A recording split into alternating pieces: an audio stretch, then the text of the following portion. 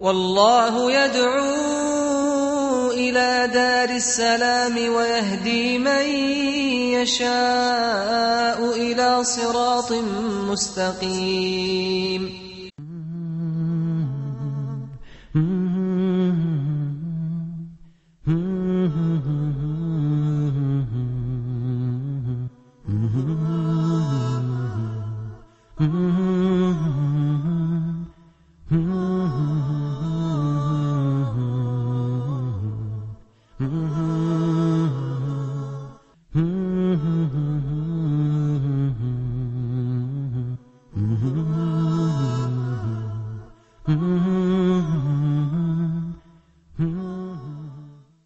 بسم الله الرحمن الرحيم. الحمد لله والصلاة والسلام على رسول الله وآله وصحبه ومن اهتدى بهداه.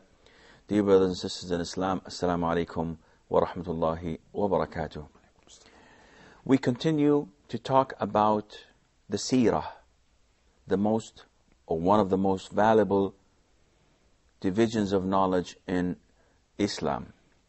The division that deals with the biography of the Prophet sallallahu alaihi wasallam, the mercy to mankind.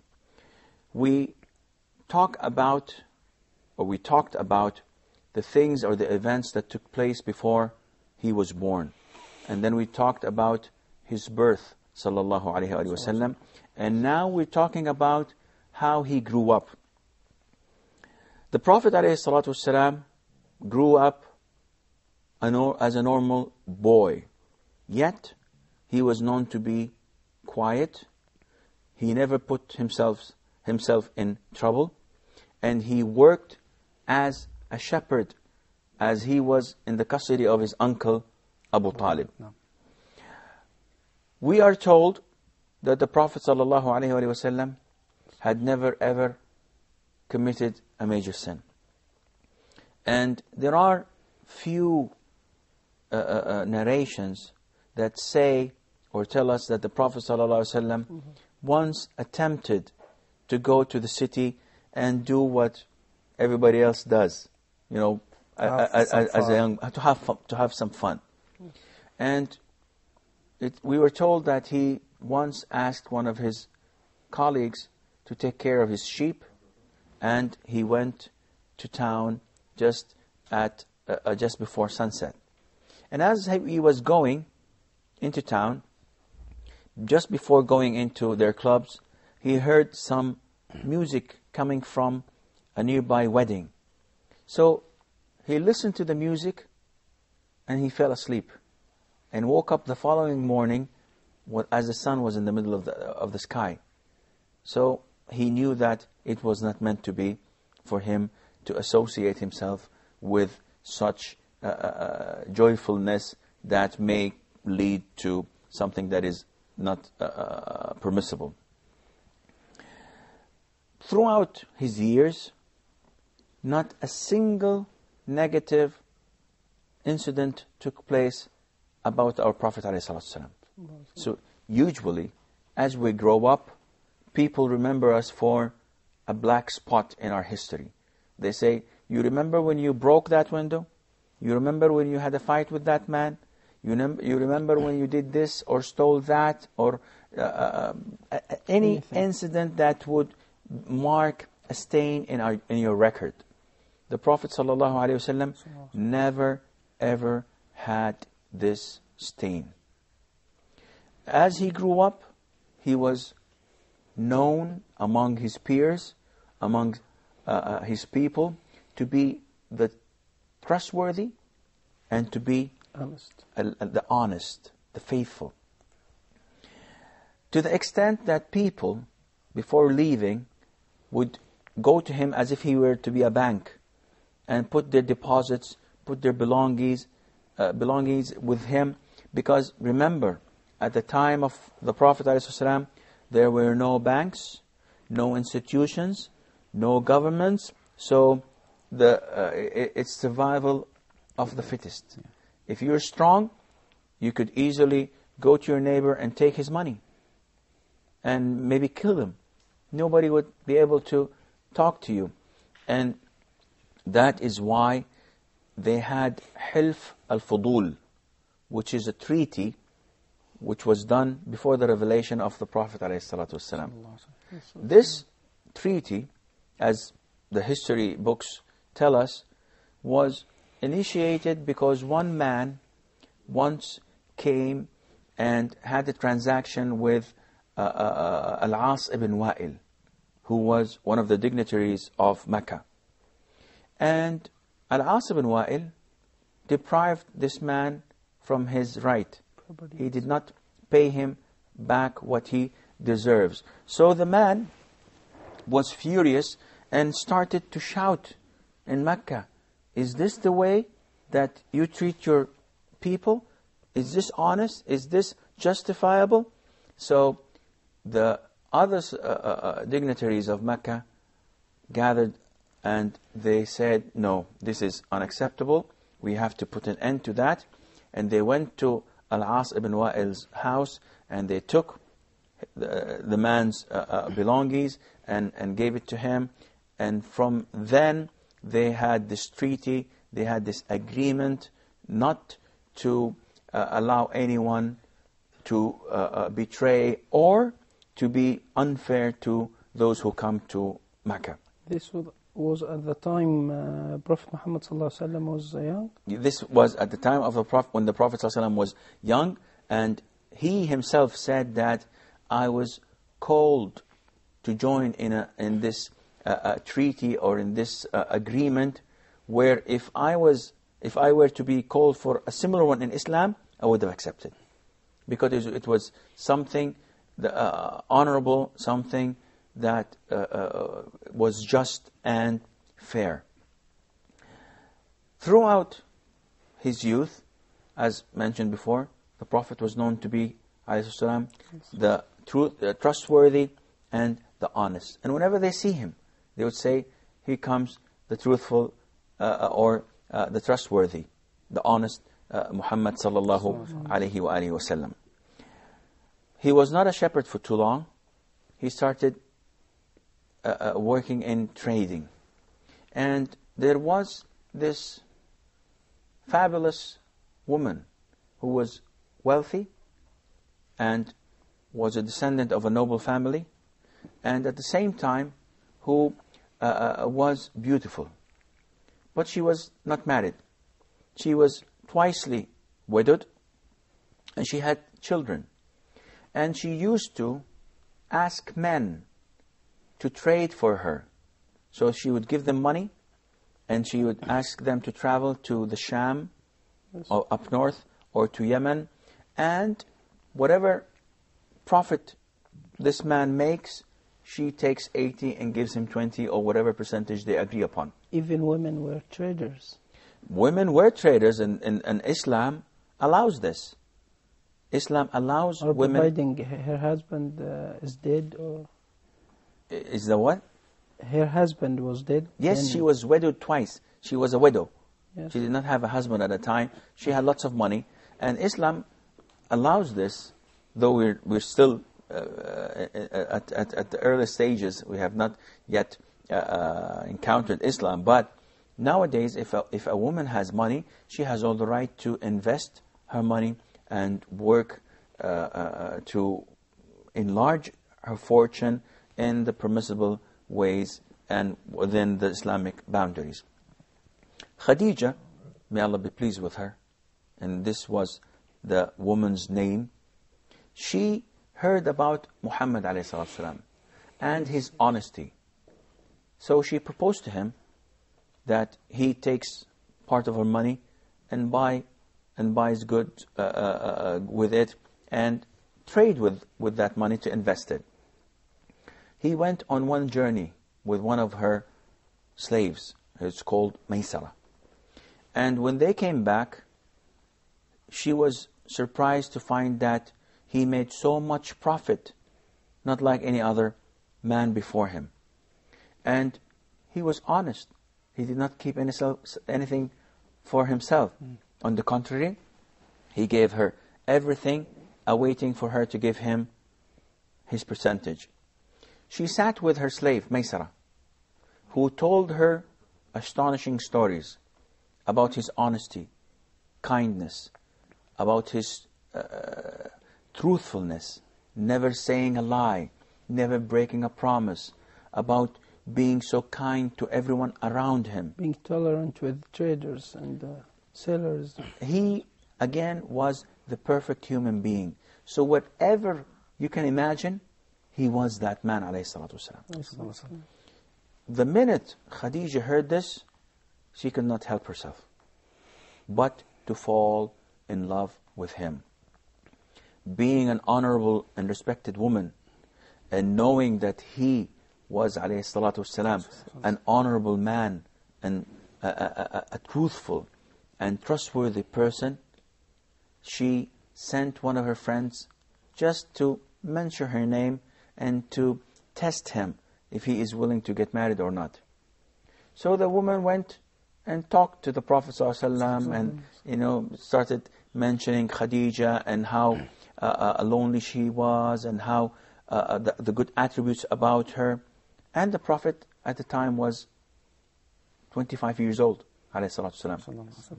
Khadija herself, the majority of scholars say she was 40 years old. There are some narrations that say that she was 28 years old. But we will go with the majority and consider her to be 40 years old. Khadija, may Allah be pleased with her, sent her friend who proposed to the Prophet ﷺ. The Prophet agreed on accepting her. So he went to his uncle and told his uncle Abu Talib that I'm interested in marrying this woman. Abu Talib was happy because she comes from a noble family and also she is rich. So they approached her uncle, they proposed to her uncle, and her uncle approved of the marriage. She conceded and they got married. Then the age of woman is not a problem as we believe today. Actually, the age of a woman is not a problem, but it helps. See, this is not the case to marry someone who is older than you.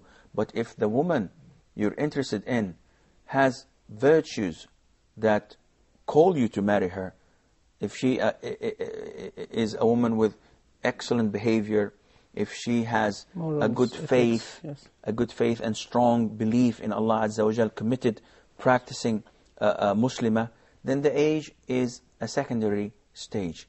And has money. Well, money is a helping factor, but again, personally speaking, I would not marry a wealthy woman, because it's always better to have the upper hand. You do not want, at the end of the day, someone to insult you if she is rich and she pays something to you and tells you that I did this for you and I did that for you. No, you have to be a good husband. It is your responsibility to support your wife. It's not hers to pay anything for you. I believe that we have a short break, so stay tuned.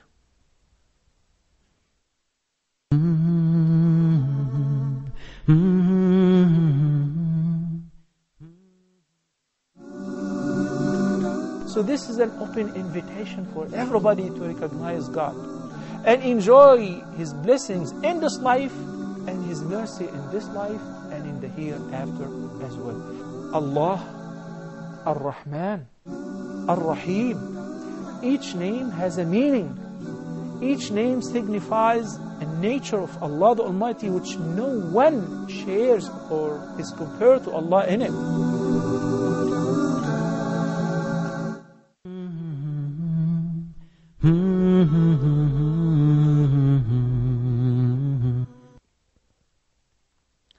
Assalamu alaikum wa rahmatullah and welcome back.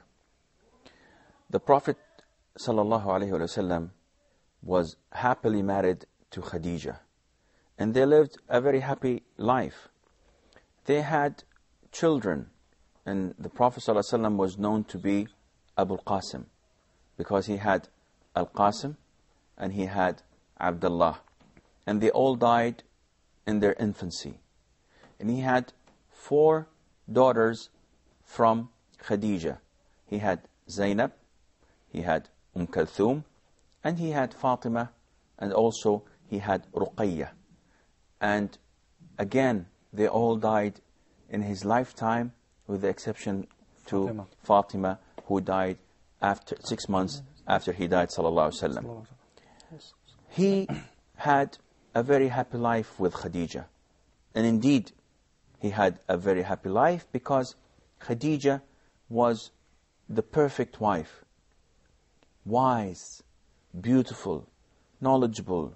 She took good care of our Prophet ﷺ, who she could not help but love him. The Prophet ﷺ, whenever he remembered Khadija, he would feel so faithful to her. And he had tremendous love to her, to the extent that she had a sister, and her sister's name was Hala.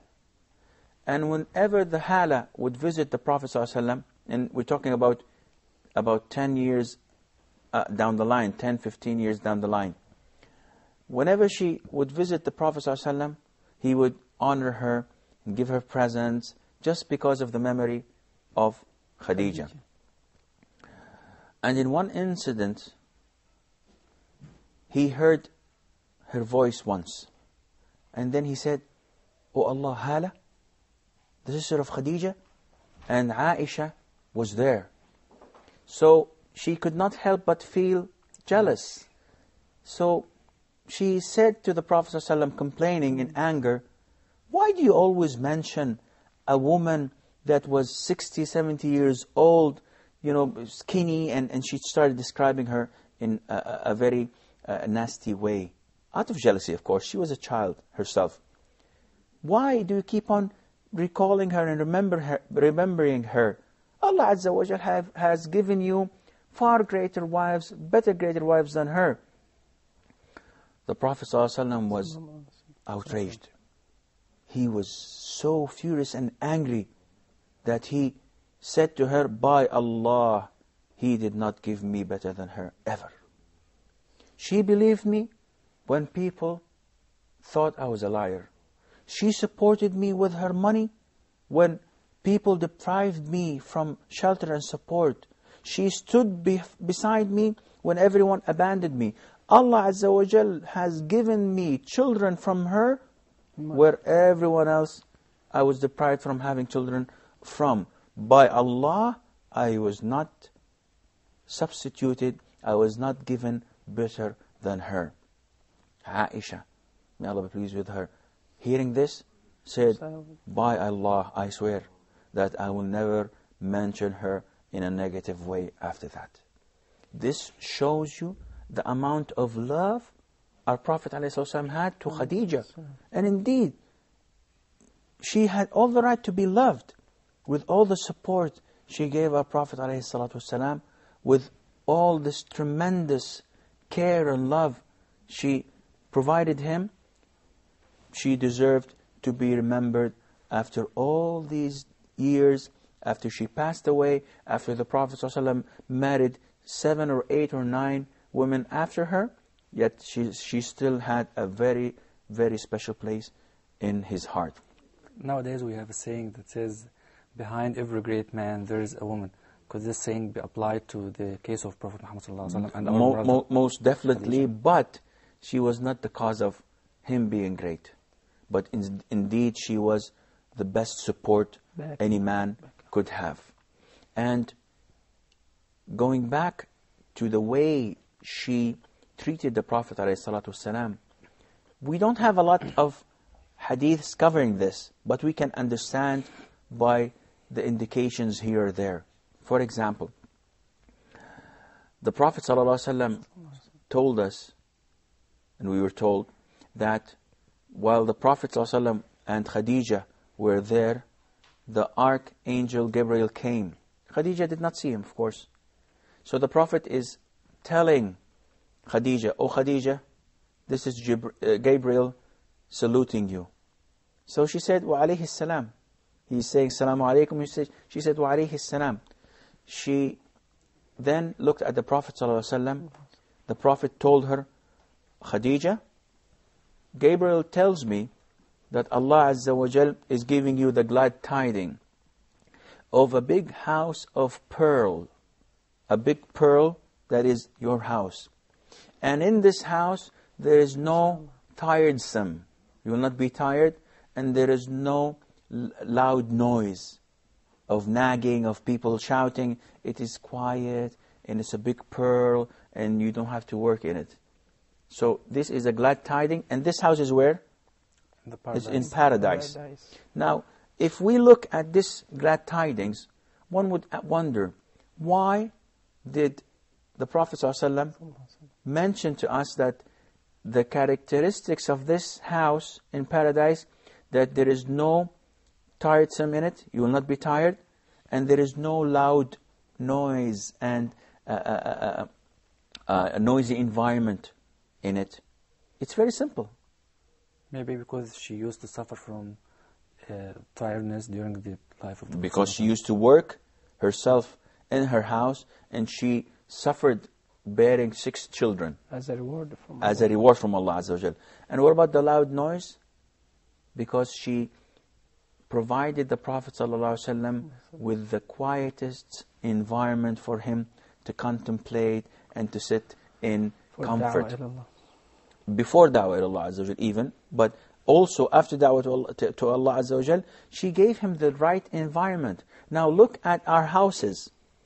And whenever I talk to the brothers complaining from their wives, the most complaint that comes on top of the list would be nagging. They always complain of their wives nagging, shouting, having a loud voice when speaking, making a scene out of nothing. Khadija was at all not like this. She was the perfect wife. She was the perfect mother. And you can tell by her offsprings.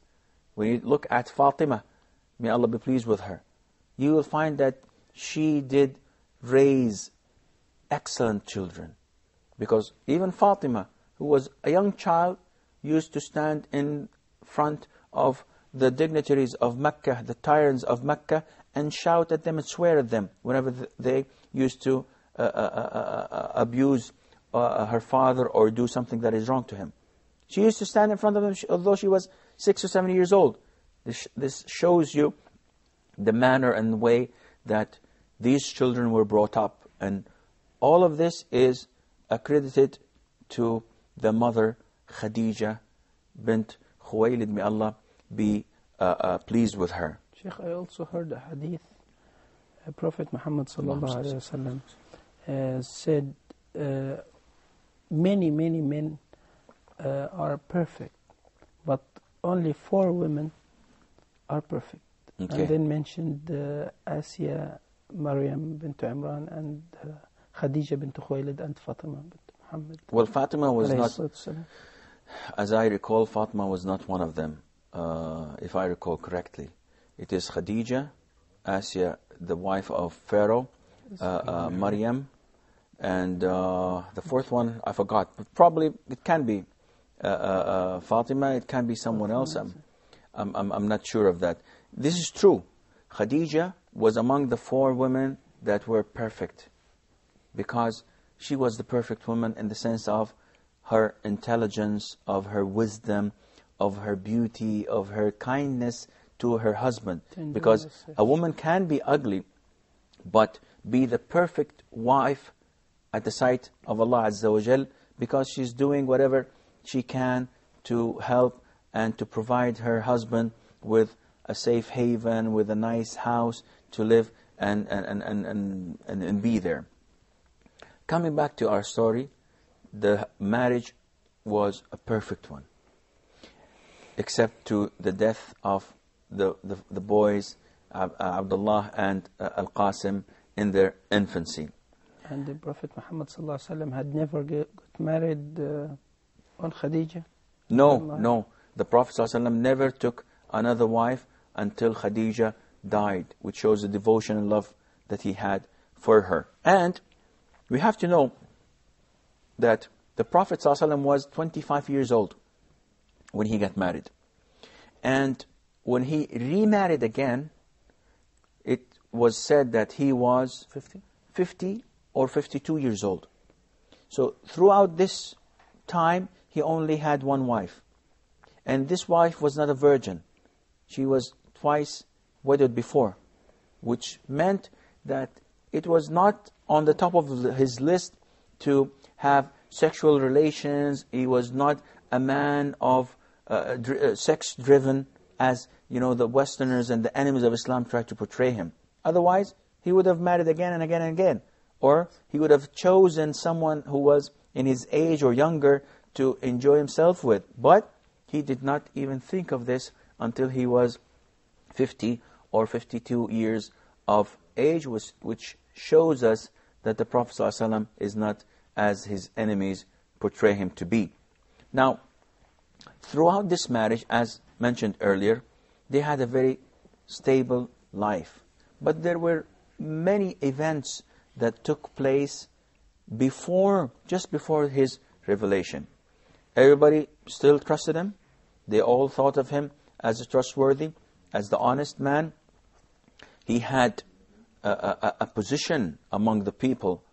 They accepted him because of his noble tribe, because of his honesty and trustworthiness, and because they could gain a lot from his wisdom.